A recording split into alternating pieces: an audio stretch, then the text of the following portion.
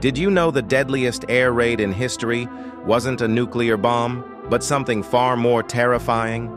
On March 9, 1945, families across Tokyo tucked their children into bed in their wooden homes. The city held over 3 million people packed into narrow streets and paper-thin houses. At midnight, 334 American B-29 bombers approached with a horrifying new strategy. Instead of targeting military sites, they carried incendiary bombs designed to burn civilians alive.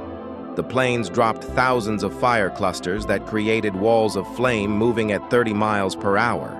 Entire neighborhoods became death traps in minutes. Families ran through streets as their skin melted off their bones. Children burst into flames in their mother's arms. People jumped into canals only to boil alive in the superheated water. The smell of burning flesh covered the city for days. By dawn, 100,000 civilians were dead, more than Hiroshima and Nagasaki combined. 16 square miles of Tokyo had become a crematorium. One night, 100,000 lives, the most lethal bombing raid ever recorded.